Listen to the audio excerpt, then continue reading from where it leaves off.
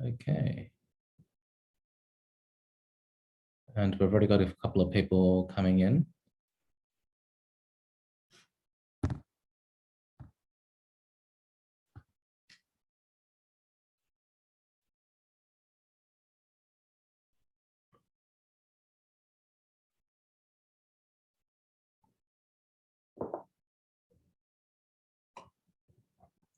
Welcome, everyone.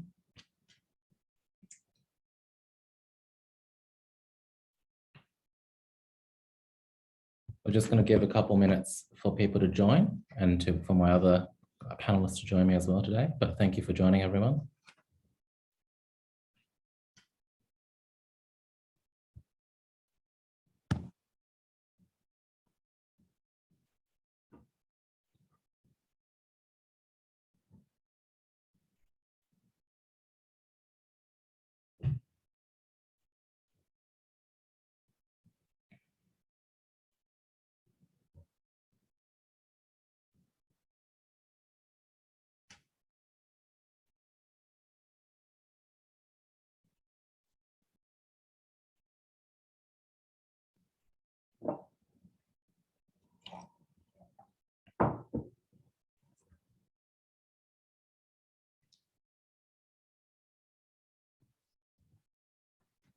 Hi, Manil.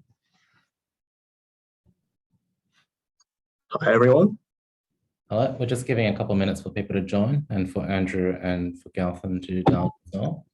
Right, I know thanks. Gautam's dialing in right now.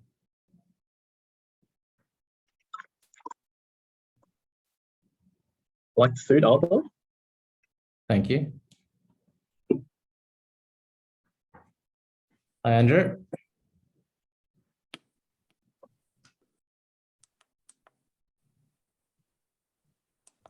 Hey guys. Hi, Andrew. Gautam's just about to dial in. He just messaged me. You working from home today? Yeah. Taking the luxury today. You guys look like you're in the office. Yeah, I am. 4 days a week now. Yeah, I'm about the same, actually. Yeah. It's good.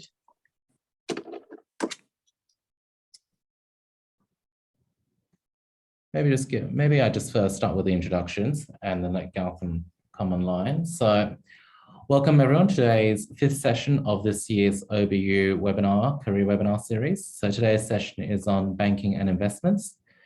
So we're very lucky to be joined by, first of all, I've got Manil here. So Manil, I'll let Manil introduce him later, but Manil was in the banking side and currently working on the investment side, likewise with Andrew and likewise with Gautam, who will be dialing in any moment. And I might note that Gautam's a bit more interesting in a way that he's on the investment side, but for a government agency at that as well. Oh, speak of the devil. Hi, Gautam. We're just about to start introductions. So maybe since you were last one in, you're first one out. So how about we start with you for a quick 2-minute introduction of yourself? Yeah, sure thing. Hi, everyone. Apologies for being a little bit late today. It's been a busy day thus far. But so I work at ARENA, which is the Australian Renewable Energy Agency. It's an agency which is set up under the Commonwealth Government, which works on commercialising and accelerating the path towards net zero, and also allowing for innovative technologies and companies which are enabled to receive more private funding given their early stage to really facilitate movement in the area by funding these what would be quote unquote non-commercial opportunities much earlier on. I attended Sydney Boys High School well back now. I started in 2010 and graduated in 2015 before pursuing a Bachelor of Law and Commerce at UNSW. And prior to joining ARENA, I've only been at ARENA right now for over 6 weeks. I worked at BlackRock in the portfolio management space, covering diversified strategies and hedge fund strategies. Andrew, how about you go next? Sure thing. Good to meet everyone. Even though we can't see the guests. Yeah, I came out of Sydney Boys in 2014.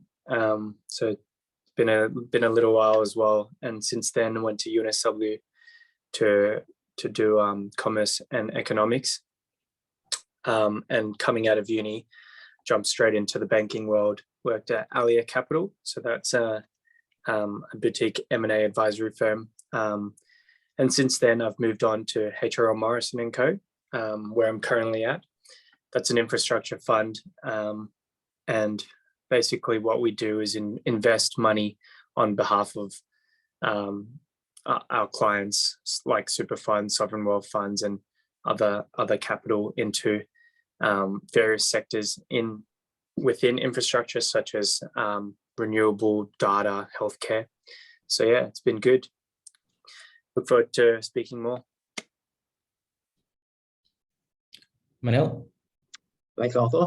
So I'm Anil. I am a graduate at Igneo Infrastructure Partners. So that's the direct infrastructure business of First Sentier Investors Group. So I graduated from uni doing a commerce and law degree at the end of last year. And during uni, I was employed part-time at NAB in their institutional banking division in the team called the Private Capital Syndicate. So something similar to what Arthur does. And throughout uni, I did just an array of different internships and experiences, kind of just to try out a couple of different things across corporate advisory, accounting, and public policy. And in terms of Sydney Boys High, I graduated 2016 and started in 2011. So a bit of time similar to Andrew and Gautam.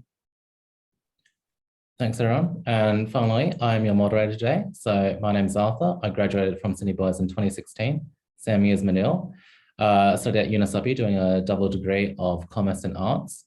Did a range of internships, including an internship together with Manil. We both were in the same cohort at Grant Thornton in the audit division, but my other experiences include private banking at Westpac, corporate banking at Bank of China, restructuring RSM, market supervision at ASIC, the Australian Securities Investments Commission, and then finally a hedge fund in Hong Kong.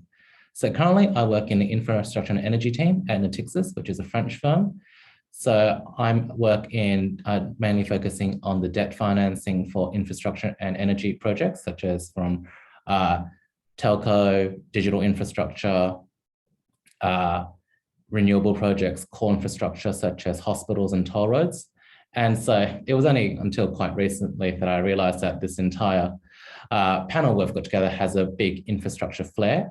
And just looping back to Gautham's introduction earlier, so whereas Gautam at Arena might be looking to invest into projects at an early stage before when firms or banks like Natixis would be interested in going in at a more commercially viable stage. So we really do get a good spectrum here. And that being said, before we really kick off the panel here, I also do want to note that the banking industry is very, very big, much beyond the scope of sectors across the experiences of the panelists here. And it's not just all about what we call front office client-facing roles as well. You've also got what we have the middle office roles, research roles, back office roles, and there's all sorts of other functions ranging from investor relations, human resources, settlements, operations that are all within the sphere of banking as well, but not exclusively to banking. So I would also encourage you guys to always be aware of that big scope of careers out there. That being said, let's start off, and also might add, there's also a Q&A function in the Zoom panel today, so please really encourage everyone to use that. We are really looking forward to answering live Q&A questions more than our pre-prepared questions as well. But onto the first question, and maybe a couple of minutes from each panelist. Could you tell us a bit about a day in the life of your job?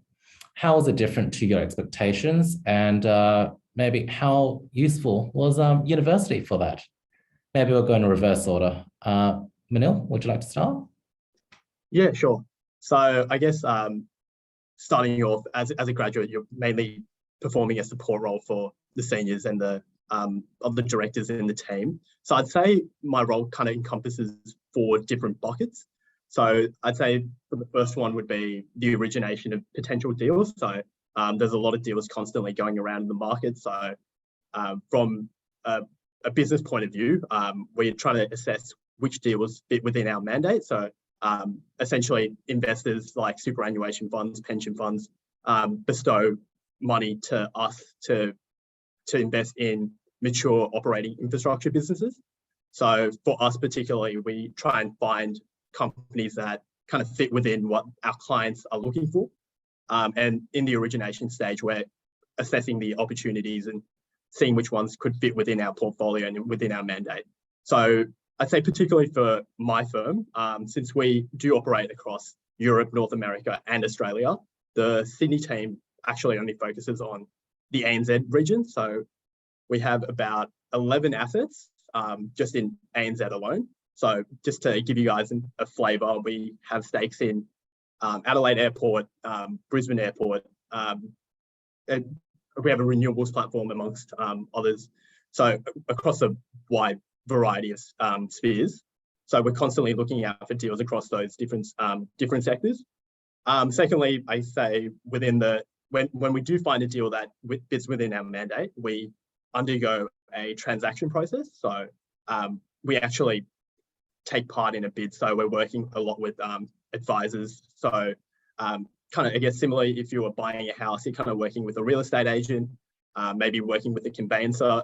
That's very similar to what we do. So we're working with tax consultants, lawyers, technical advisors to kind of get an idea of how best to support a bid. And then we'll kind of go through the stages of a bid. So we'll maybe submit a non-binding offer, and then maybe if we're successful, we go to a binding offer stage. And then if we're successful, then we kind of try and close out the deal. And then I'd say the third part is kind of following on after you acquire an asset. We try and manage that proactively to kind of execute a growth strategy and deliver stable returns for our investors over a long period of time. So a lot of the times we're doing reporting for those assets, executing the business plan by working with the management team. So when we do buy a business, or when we do acquire a stake in a business, we always aim to get a board seat. So one of the directors will sit on the board of each asset, and then work with the management team and the other board members to really just deliver a growth strategy. And I'd say the last one is just the fundraising side. So we're always continually looking to garner new capital. So we're making like flyers and things like that to kind of incentivize investors to continually put money to the business so that we can grow and invest in more assets and deliver more returns in the long run. Is there anything I missed from No, I think that's pretty good. And I'm sure the other panelists can cover other angles as well. Thanks, Manil. Andrew? Yeah, thanks, Manil. That was a really good overview on the funds sector. I think you've touched on a couple really good points on how a deal is run. And, I'll kind of touch on it in a couple different ways and more on what a standard day might look like. And I think you'll hear this a lot in our sector, that there's no standard day. Every day is very different, and you could be doing a totally different thing every day for weeks, months. And so I think what I might touch on is, let's say you're working on a deal, on a live transaction, and you're trying to acquire a business. You might be at the front end of the deal. So you might be reviewing an opportunity. What that might look like is you come in, everybody starts their day at a different time. You might kind of pick up an IM, an information memorandum, which is basically a sales pitch on what a business looks like. It'll have all the information around what the business overview, investment highlights, why you should invest in it, the financials, the growth profile. So our job is to go through that document, pick out things we like, pick out things we need to learn more about. And so literally it's quite a free process around how you approach it. So reviewing that could be one part of the day, and then the next part you might be looking at the financial model. So you hear that a lot in our industry, dealing with financial models, and what that really is an Excel spreadsheet with a bunch of numbers that either is predicting forecasting what the future cash flows or earnings might look like of the business. And as an investor, we're trying to invest into businesses that will generate returns through forecasted earnings. So I think what that might look like is, we'll jump into Excel, we'll look at review models and build out sections of our own, build out our own valuations, and do different pieces of analysis that kind of help with making an investment decision. So those are, that could take a big part of the day. And another area or piece of work that we might be doing is just kind of working with the team to discuss and workshop various areas of commercial and financial and other areas of due diligence. So due diligence is basically trying to understand the commercial concepts and risks of a business. So I think you'll end up spending a lot of time in these areas during a deal, and every business is so different. Taking an example, so I spend a lot of time in the healthcare industry. So one example of a business that we've invested into is QScan. So that's a diagnostic imaging business where the business runs a bunch of clinics with X-ray and CT ultrasound machines, as an example. And a form of due diligence in the financial section is just understanding what kind of machines they have, how many machines they have, and understanding at each clinic, how many X-rays do they have at one clinic in North Sydney, for example, or in South Sydney. And then it's really just getting into the weeds of what's actually in the business and understanding what's real and what's not.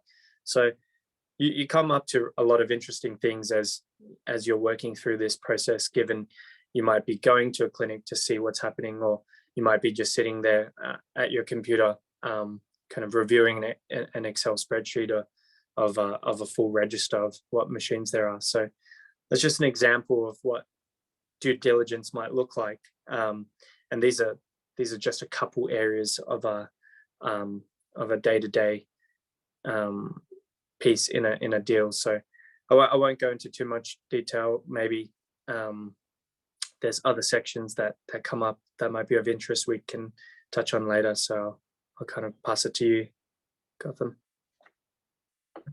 Yep, no, sure thing. I think, Arthur, like you mentioned, we've got quite a concentrated infrastructure background in this session today, but I think what's good is, whilst Andrew and Manil might be focusing on the sector as a whole, my day-to-day is quite specific and quite niche. So looking purely on renewable energy projects, and not necessarily looking at solar farms or wind farms, which is probably what's the most commercial opportunity in the market right now.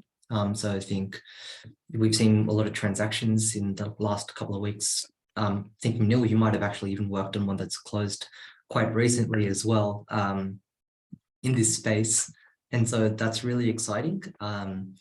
And the work that Arena tries to do is facilitate these types of opportunities, but somewhat 5 to 10 years ahead. So 5 to 10 years before they actually become viable to really invest in from an institutional background. So my day-to-day is looking at, in 2030, what should the renewable space look like?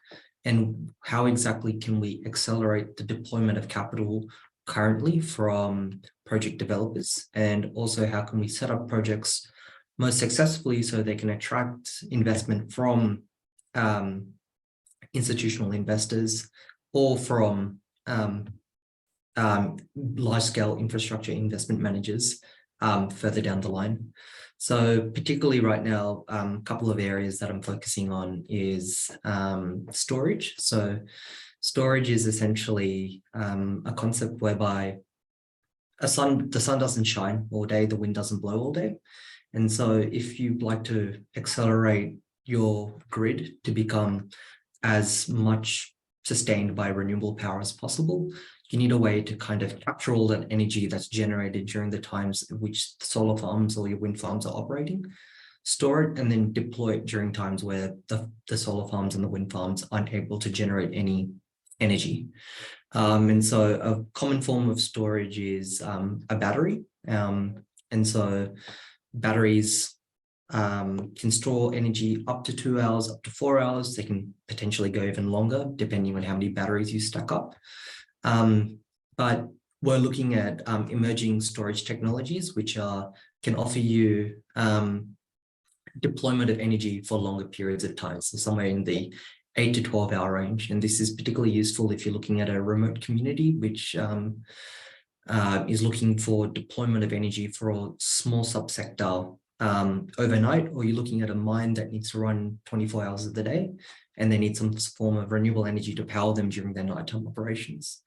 And so the day-to-day involves, within this particular focus area, is evaluating projects which are presented to ARENA to kind of critique. And so there isn't too much origination or scoping work. Rather, you'd have applicants come through who are seeking funding. And the transaction process, which I think Manil and Andrew have described, is very much pertinent as well. So looking through quite a bit of due diligence, which can be quite granular, looking through a financial model to make sure the numbers stack up. And then finally also working towards actually getting something in writing and getting it contracted. And so that's kind of the day-to-day right now. I'd say a longer-term focus is also thinking of new strategic investment areas to kind of direct public sector funding towards. And so that's more doing a lot of scoping in terms of regulation and in terms of what is being funded overseas, to see if there's the appetite in the Australian market to fund similar opportunities using Commonwealth money. Thanks, Garthan. And just to round it off as well, I think they're focusing on much of the exciting processes. I think the less exciting part is also a lot about the actual process management in the day-to-day of a transaction, especially as someone who sits on the other side of these guys, where very much I look at things much on a deal-by-deal basis. So in fact, you actually spend a lot of time in Outlook, in your emails, or on Teams, on calls with internal and external people, and you try to push the process along in that as well. So it's not always having a financial model open in front of you already through a DD pack as well. Thanks. And we've got some nice live Q&A questions come through. And what we might do here is we might direct these questions just to one panelist for an answer, so we can try to get through them. I think, have any of the panelists here worked overseas? I don't think so. I think that's just me. So just to answer Sean's questions here. So I did a brief internship at a hedge fund in Hong Kong. I think that was very exciting. And I think having international experience is always very exciting. And that doesn't need to be done at an internship stage. It can always be done at a global, in your proper career. But also other opportunities to go overseas also include exchange, doing university exchange, which I would highly recommend. And I think in terms of the differences between working domestically and overseas aren't too big either. Ultimately, it comes down to a bit of the culture. So maybe some longer hours in Hong Kong, for instance, than Sydney. But then that might be different if you're going to a smaller city as well. And of course, Hong Kong being a financial hub, you'll be interacting with a much larger financial population over there as well. Okay, question for Manil. How did you manage to do so many internships during the degree? My understanding is that internships are traditionally offered to students in their second last year. Yeah, I guess that is generally correct. But I would say that there's internships that you could firstly do throughout your university degree. So within, I'd say, like your course itself. So during the university semester, you can take on a part-time or part-time role, and that counts as an internship. So that's what I did at NAB from July 2021 till Jan this year. So there's that side of it where you can definitely work throughout the university semesters. And then secondly, I'd say for the first internship that I did, and what Arthur was also a part of, was through the Chartered Accountants Young Achievers Program. So it was an opportunity for pre-penultimate students to get a chance at working at an accounting firm to gain that experience. And then I'd also say for at least my internship at EY, through my experience at the UNSW Business Society, I was able to kind of meet with a lot of EY HR representatives and kind of build a connection.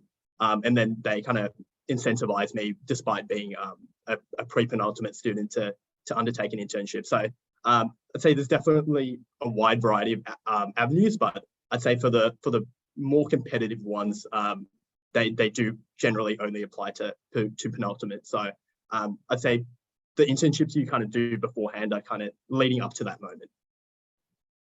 Thanks, Manil. And I think that's a very good segue to this question, which I'm going to direct to Gautam here. Do employers care more about experience, for instance, from internships, than they do about university academic results? Excuse me. I think it's important to just be all-rounded. Well, it doesn't hurt to excel in both, but by all means, don't detriment one for the other. I think, depending on different stages of the application process, you might be more competitive having had a higher academic result compared to having less internship experience, but it's purely dependent on the applicant pool. And also specific companies might have recruitment policies which have certain thresholds for academic requirements. Like most particularly, if you're looking at proprietary trading firms, they're looking at like a minimum of X mark as a WAM, which might be quite high. But I think, once again, it's on a case-by-case basis. I definitely know a lot of people in the industry who have scored much higher than the threshold and not managed to receive an internship or a graduate placement. At the same time, individuals who scored much lower than the threshold and not managed to, and have managed, to gain a placement. So I think it purely depends. My advice is prioritize both and try hard. Thanks, Gautam. And maybe we'll segue into this question, which I'm going to direct to Andrew. How competitive is it to become an investment banker?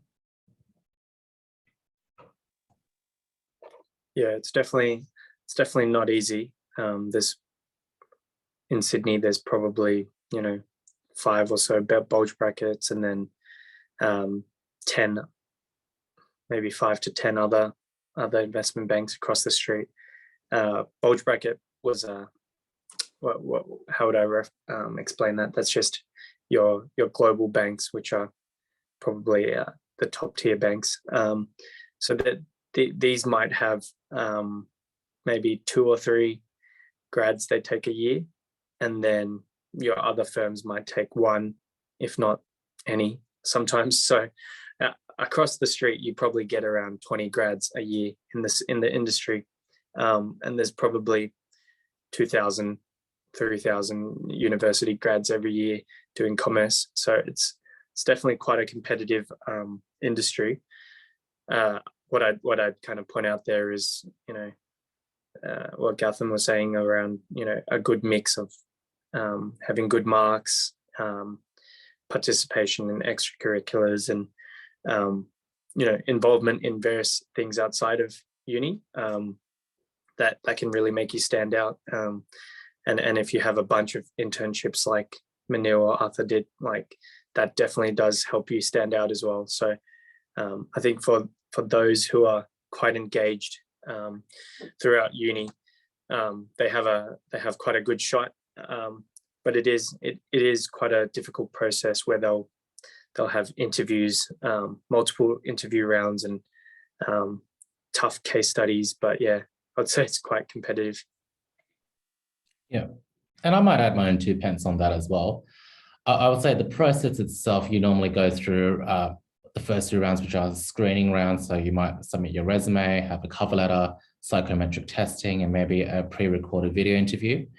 And I'll say in a lot of those rounds, I think it's more about meeting the minimum thresholds, as other panelists have said before. So that might be a minimum WAM, myth on the campus is for certain investment banks that might be a distinction level WAM minimum. So that's 75, average of 75 WAM out of a total of 100 WAM, WAM being weighted average mark, which is what university measures at. And on resume screening, of course, the more co-curricular, the more internships you've got on your resume, the more attractive it is. And I think the goal there is to get yourself in the room, in an interview room, facing a real person on the other side of the desk. And from then, my personal view is, it's down to fit. And the easiest question to ask about fit, which often gets talked about, is what we call the airport test. If you're the interviewer and you're stuck at the airport with this guy who you're interviewing for 12 hours due to a flight delay or something, will you enjoy that 12-hour conversation with that guy? So it's a lot about fit as well, because in this industry as well, everyone works long hours and you want to work with people that you get along with as well. And people often think, hey, if you're sitting in front of me, you're at this interview stage, then chances are you've got the intellectual chops to do what it needs to do in this job here. Okay. All right. Now I've got a pretty interesting question come through, which I've seen a few people ask. What would be the average salary of a university graduate going into the industry? Maybe let's open up this to the entire panel and see what people's think here. And I mean, I would also flag that there are resources, like there's the Aussie Corporate, which is a well-known Instagram account who does anonymous industry surveys, but I'm sure we'll have our thoughts on this. So Andrew, maybe you'd like to go first on this. Sure. I didn't know high school students use Instagram these days. Is that a thing? So I might start. I think I saw a question around banking as well specifically. So I might kind of touch on those as reference points. But yeah, like this sort of thing can vary quite a lot. And I think, you know, you can start if you start as a grad in maybe Big Four, it can range all the way from around 60 grand a year, all the way up to maybe 80 to 90 grand a year, I think, in Big Four. And then outside of Big Four, so those are very common and very well known across the market. So kind of everybody talks about it. We have friends in the industry. Other areas, I think maybe I'll touch on banking as the other end. The investment banking in, say, Macquarie or was Goldman's, the other names, they've come up quite a lot in recent years. And like a first year graduate analyst could be getting anywhere from 130 to 160 130 to 175 as a kind of all-in base package. So that there's you know, a bit of detail around superannuation and other on costs, but it's quite a lot of money for a graduate coming out of uni, and I think that's why it's so popular. And you know, a lot of students kind of look towards this sector as somewhere they might want to work. Thanks, Andrew. And I might just clarify for the audience here, when Andrew's referring to the Big Four, we're referring to the Big Four, traditionally known as the accounting firms. So EY, Deloitte, PwC, and KPMG. But they also have advisory arms, like they call them deal and transaction advisory teams, who do similar sort of investment banking advisory work as the traditional investment banks do as well. But as Andrew said, those places, or shops as we like to call them, pay less than what you might be getting at a traditional, let's say, bulge bracket shop, whom you'll be quite rightly sitting in the ranges that Andrew has mentioned. Manil, any thoughts on this? Yeah, I think Andrew and yourself covered it for the most part, but I'd also just add that, particularly on the banking side and the funds management side, a big portion of, maybe not a big portion, but a significant portion of your income is derived from your bonus as well. So that's really just based on the performance of your firm that year, and specifically your team. So if you're working at an investment bank, if you're in a team that does really well, that has a large amount of deal flow, chances are you're going to get a higher bonus. And I'd say another aspect of that would be just based on the market itself. If the market's doing very well, you're probably going to get a bigger bonus, and vice versa. If it's a bad market, you're going to get less. And your bonus can really range from, say, even 25% of your base salary to even 100%. So that's also a significant portion of your all-in package at the end of the day. Yeah. And I know you're in government, Gautam, now. You're no longer in the private sector, but any thoughts on this as well, Gautam? No, I think it's covered pretty well. What I will say is maybe offer a bit of play devil's advocate here. You know, the work isn't easy, and often what you find is what you're paid is for how long you work and how much you work. So really do consider that trade-off no matter what industry you go into. Yeah, and I think that's actually an interesting part that we might want to segue into. Let's talk about hours. So it's well known that in our industry, we all work pretty long hours. Some of us like to call it the deal we make with the devil in return for a handsome package. So what are your average hours like? Gautam, might start with you. Yeah, it's a good question. I think like a lot of things, it depends. Depends what you're staffed on, depends how long you take to work.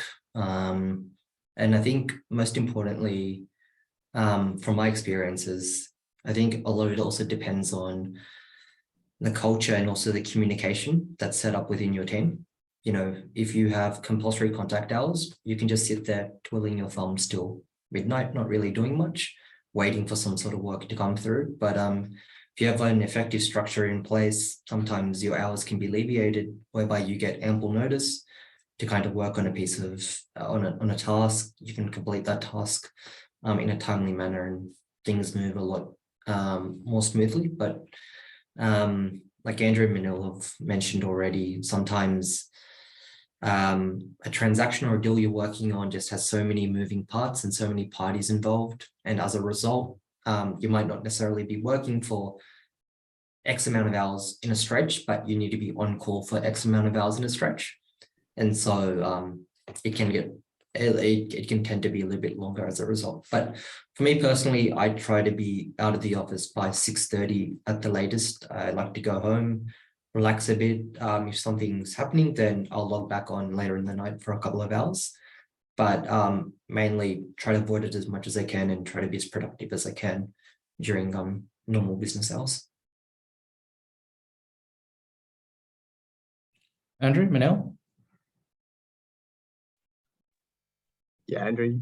Yeah, sure. I'll go next. Yeah, so Gautam covered it quite very well. So a lot of it is dependent on culture. So if you're in a team that's not as heavy on face time, then a lot of the time you can even clock back or clock off and do whatever you got to do at night or whenever is good for you. If you say you have an appointment or things like that, I'd say generally I'm pretty much the same as Gautam. So I finish anywhere really between 6 and 7 on a normal night. But as Gautam already said, when there are difficult parts of a transaction, we can be working quite late. So and we recently did a transaction a couple of days ago where we signed Lala Wind Farms, which was the 4th largest operational wind farm in Victoria.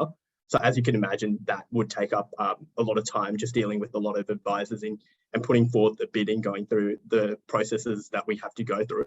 But I'd say it's very similar to, I guess, a university assignment in a sense. There's going to be periods where exams are on and things like that, where you're going to have to be working really hard just purely because there's something on that you have to do. But I'd say as a general baseline, coming in at 9 and leaving between 6 and 7 is fine, particularly with I guess the work you're doing is interesting. So even if you are working late hours, there is always that trade-off that if you were doing less hours, maybe you'd be doing in an industry where the work isn't as interesting. So I think that's also something to keep in mind.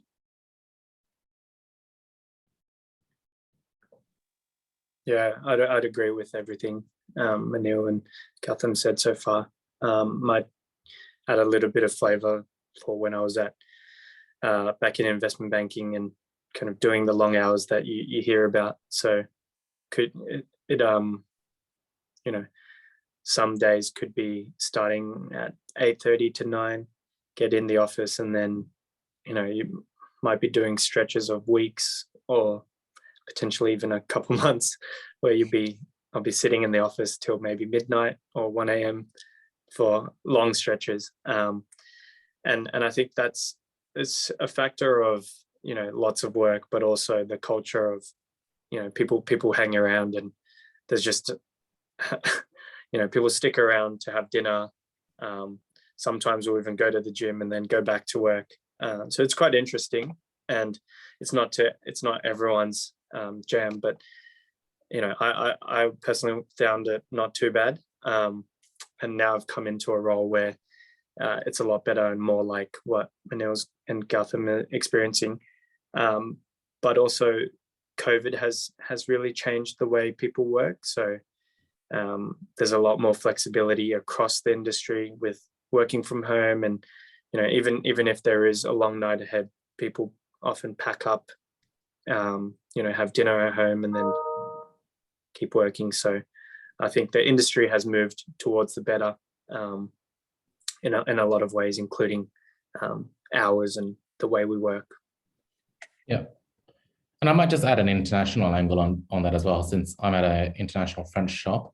So sometimes it's not just determined by the transaction you're on, but also if you have, say, calls with Paris, calls in New York, and that means you might need to be taking some calls at some, let's say, less friendly hours. That's also part of the job sometimes as well. And here's a question which I was hoping we might get. What are the exit ops after a few years in banking? And I mean, I think we're kind of looking at it with the panel on the screen here. So I might throw that question wide to the panel for some quick responses. What are the exit ops after banking? I can help answer that. Personally, haven't worked in banking, so can't tell you where you can go.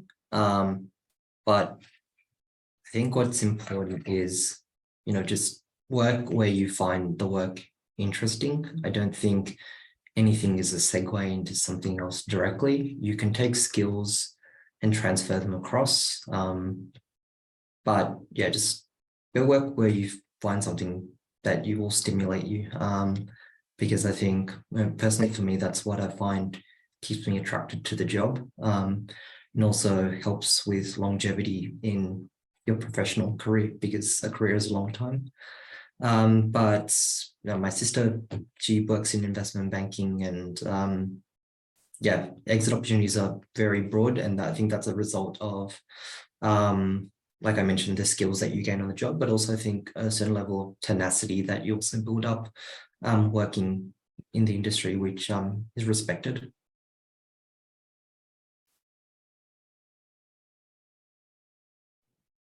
Manil, Andrew?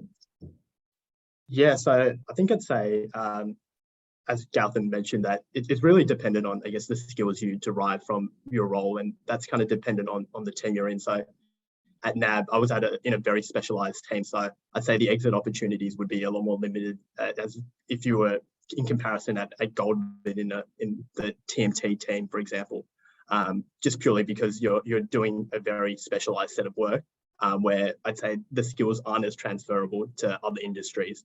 And I'd say, particularly with that, often, I guess, sometimes the industry group that you're working in also does lend yourself to the exit opportunities that you can pursue. Say, for example, with us in infrastructure, just the nature of infrastructure businesses, you're dealing with very stable cash flows. You're looking at things like like your debt in a very high level of detail. And if you compare that to, say, a venture capital firm where a lot of the times they're looking at operations and maybe even the financial considerations are a secondary thing to consider when putting money into them. So it really depends on the industry as well, and the skills that you derive from, even within investment banking. If you're in a different team, some teams are more specialized, like infrastructure and natural resources, in comparison to, say, like health or TMT and things like that. So, but yeah, definitely echo what Gautam said when follow what you're interested in. I wouldn't necessarily think that to go into banking or funds management or anything like that purely for the exit opportunities is the right way to go. Banking is a very tough, or finance in general is a very tough field. And if you're not enjoying what you're doing, then you probably won't last long and you probably won't get the skills that you want out of it as well. Andrew, want to bring that home for us? Yeah, so exit ops, right, Arthur? Yeah.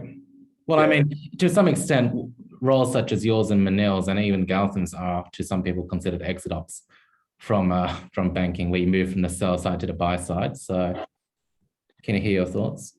Yeah, fair enough. I think it is common thought that people go into investment banking for the exit ops, and it's widely known that you build a lot of skills that are relevant to various other jobs. And I think when people think of exit ops, it's, you know, going to buy side or doing corporate development. Those are very common exit ops that people refer to. I think you don't have to think about that as much when you're looking for your first job. You know, you should be thinking about what you really enjoy, and that might be hard, and that's half the reason why a lot of people end up in these industries is they're not sure what their next job or what their career might look like in 5 years. So they just want to put themselves in the best position and learn the most skills they can. So I think that's why these industries are such good places to be. You know, you pick up financial modeling skills. You get to deal with very senior people at a very young age, and then you also get a lot of responsibility. So I think finance is one of the industries where, you know, anywhere you jump in as a junior, you can pick up a lot of skills and take that anywhere you want, really. So I personally think, you know, you look for something that you could see yourself doing for a little while, and the exit ops will come naturally. Sounds good. Let me throw in one of my questions now. Can each one of you please myth bust one commonly misheld misconception about your job or the industry?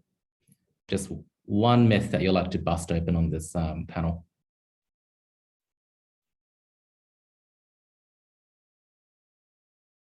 Do you have any suggestions of myths, and we can say true or false?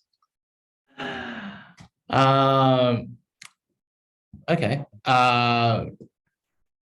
You need to be a financial modeling guru to get a job in investment banking. Is that a myth, true or false?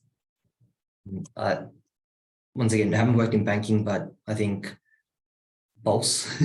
Very hard to expect someone to kind of come out of university and be able to be a complete guru at modeling. It's something you pick up on the job, and depending on the place that you work at and also the team that you're situated in, you might be working on a model earlier than you think, you might be working on a model later than you think. From my experience, it's just what's your capacity to be able to learn, to be able to model, and how open are you to the experience? Yeah. What's another good myth in the industry? Let's see. Give me some rope, guys.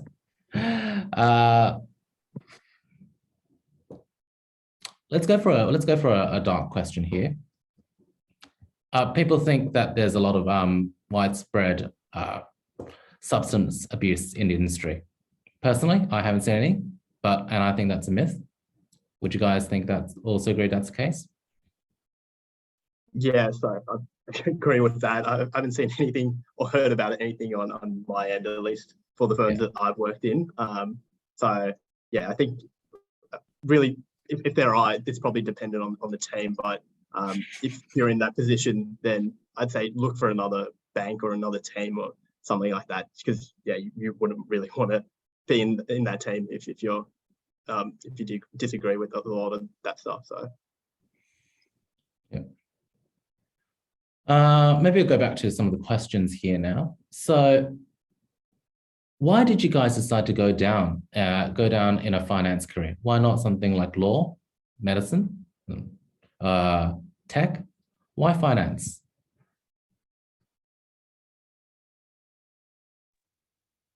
I can take a start on this one. So I think, for me, I did, Sydney Boys had commerce in year 10 or maybe year 9. I did that, and then I thought that was oddly interesting. Followed that up with doing business studies, and then did that in year 11 HSC. Did okay, but in reality, what I realized was, anybody can learn the stuff we do in business and finance. Yeah, and it's so broad, and everything you do is you're working on stuff like businesses, things that surround your everyday life or make a huge impact to how the world works. So, in the infrastructure space that Manil and Gautam and I deal with, you're kind of like working with renewable energy, toll roads, airports. Without these critical pieces of infrastructure, the world just doesn't function. And what we're doing is effectively investing into these businesses and trying to make them better. And whilst doing that, you get to touch on so many different areas, and you build a skill set that really is something you wouldn't get in a lot of other careers where you might be doing the same thing every day and building on that. Whereas for us, there's so much variety, there's so much learning you get just as an individual, which is very rewarding. Yeah. I can go next. Very similar to Andrew. So for me, Arthur, if I relate back to your question, not necessarily why do I want to break into finance or break into like banking, but I've just really liked infrastructure as an asset class, and I just want to be involved in infrastructure as much as possible, whether that was from a finance related role, whether that was from an engineering related role, or whether that's through more corporate affairs work for a procurement firm or metals and mining firm. I just like the asset class. And so I tried to tailor as many as my experiences during university and as a graduate within that space. And so, yeah, I think just find a passion and work towards it. Yeah, I'd say my journey to infrastructure funds management was quite organic. I came into university with a pretty open mind of what I wanted to do. I just took everything as it comes. So in my first year and even my second year, I thought I was going to go into accounting. That's why I did the Chartered Accountants program with Arthur. And then I realized from uni, I liked the finance courses, and then kind of explored different internships and did some case competitions.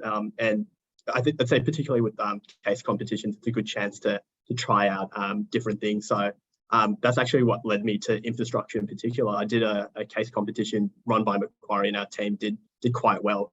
And that taste kind of propelled me to think that infrastructure was something I was quite interested in, just given the asset class has a lot of things happening with it constantly, as you can probably tell with the deals coming on in the market. And then that led me to my current role in Ignio, where we deal with transactions on, I guess, a daily basis. Thanks, Manil. Maybe I'll direct the next question to Gautam here. So Gautam, you've worked across a range of firms from local to international firms. So you worked currently in an Australian government agency. You're previously at Deloitte, Macquarie and BlackRock. What would you say are a couple of the key differences between working at an international firm and a more domestic firm? Yeah, good question. My previous role at BlackRock was very international. So our team was situated in Sydney, Singapore, Hong Kong, Taiwan, Tokyo, London, San Fran, but quite common for you to just be on a phone call with anyone in the world. And I think that both leans to the nature of the work, but also just the culture at BlackRock. I think Andrew pointed out earlier that COVID's really changed the working environment, and that worked for the better, I think, if you're an international firm, because previously these types of relationships are harder to develop because you might have to meet people through travel, but became quite common to just give people a call and just talk about ideas or discuss ongoing projects. So I'd say working in an international firm, really good if you want to get broad, if you want a diverse range of opinions from different people who think differently. Not to say you don't get that working in a local firm, but I think that cultural influence really does come through at an international firm. And I think also second, the remit of opportunities are so much broader than being concentrated in the Australian market. So at BlackRock, we were investing across all public markets and any markets that were liquid. So hence it benefits to work at an international firm, because who better to understand what's happening with some sort of financial instrument that's being traded in, I don't know, like Slovakia, than someone who works in Slovakia, as an example. At an Australian firm such as ARENA or the Australian Renewable Energy Agency, it's as Australian as you get. I think you can build a lot more deep knowledge in a specific region, which is also good, because you don't spread yourself too thin across a lot of different areas. And second, you can maybe try to drive a lot more work regionally, because you do have a certain level of influence within your local market, which is something that you can't really achieve working in Sydney, but trying to drive change in, say, another country. But I think the different panelists, especially if they worked on international transactions, can maybe relate to different types of stories. Yeah, and I might just put here is also with an international firm, especially if your headquarters is overseas. So unlike Macquarie, which is an international firm but headquartered here, like my headquarters in Paris, I got to go up the food chain quite a few rungs to sometimes get a big decision made. And that does drag out the process in a timeline sometimes. Whereas, say if you're a local firm, a smaller shop, then you can be much more nimble and quick in turning around decisions and processes as well. So there's definitely pros and cons on both. On an international firm, you get reach, but a smaller firm, you might get speed and nimbleness there as well. I think that's also an interesting question here from one of the audience. What are the job prospects in the financial sector? Yay or nay? Andrew, might throw that one to you. Yeah, I think there's plenty of opportunities always in this sector, and there's a lot of capital. You'll hear the term dry powder, which is basically lots of firms have a lot of money that they need to invest. So I think there's always opportunities across the banking and funds sectors. I'd say it's not the most kind of previously touched on. It's not the easiest to get in as a grad sometimes, but there's often ways to get in from other routes. So you could start in a career in accounting and then move into a job in funds or banking, or you could do anything really and move into this career. So often a lot of people in my job now, they might have spent a couple years at another firm, like in Big Four or at a bank, and then they've moved to Morrison & Co. And we've even had people from tax, accounting, law. So there's a lot of different backgrounds in our field, which is kind of the diversity point that might have been raised before. But yeah, so I think there's always opportunities. Thank you. And here's an interesting question that's come through as well just now. How have mentors played a role in your careers to date?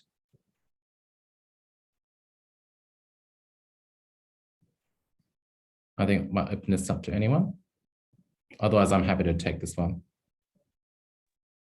Yeah, I'd say from the mentor side of things, I'd say even Gautam, I knew him through obviously high school, but also during university, we're in the same society for a year. So a lot of the times your mentors are the people in the cohorts above you, but also people who are in your current cohort who can really just give you advice on a potential path to pursue and even how to get there. So I know Gautam and my director while at unit in UNSW, Shreyas, they're the ones who incentivized me to do things like the Chartered Accountants program, which I would not have known at all if it wasn't for their guidance. So definitely lean on the people that you know. So I think just any networks you have, I think that's why the Old Boys Union is a great thing for students to be a part of, purely because you do have such a valuable network being Sydney boys. There's a lot of really bright kids.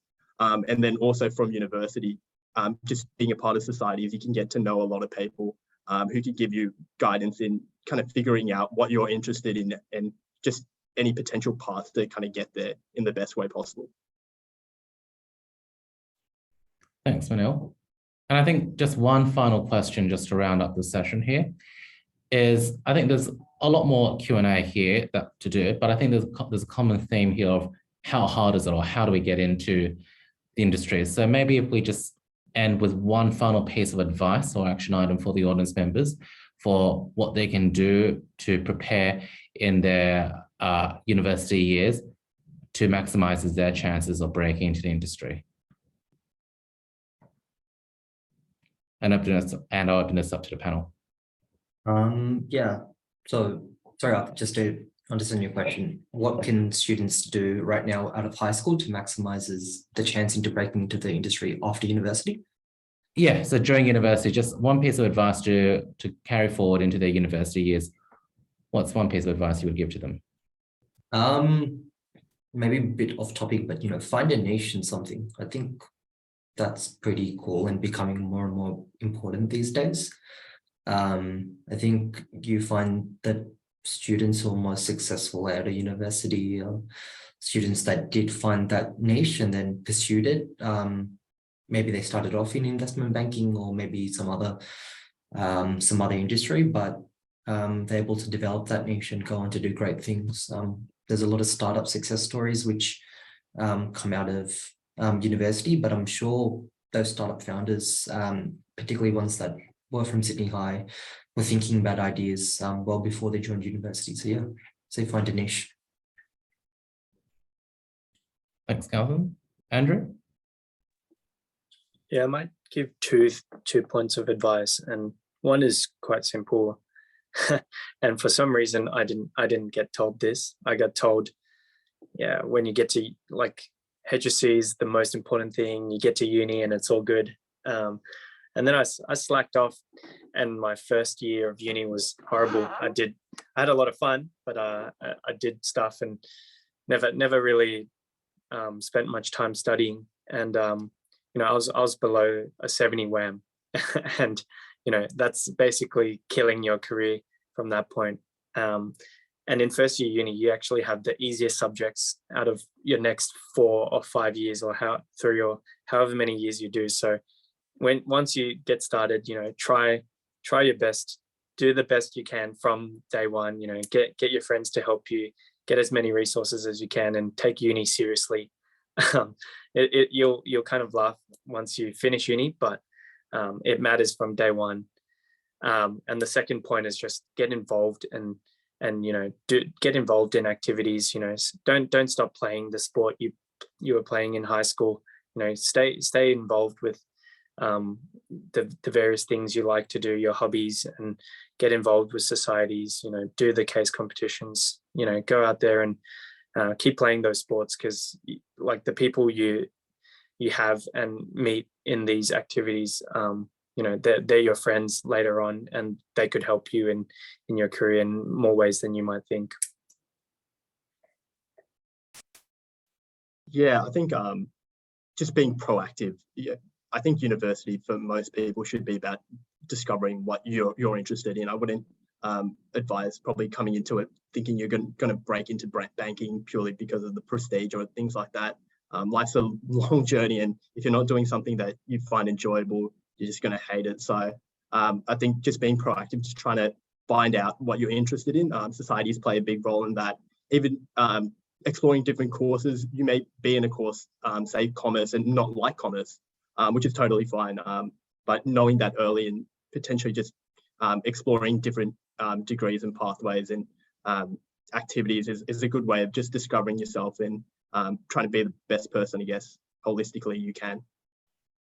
Thanks.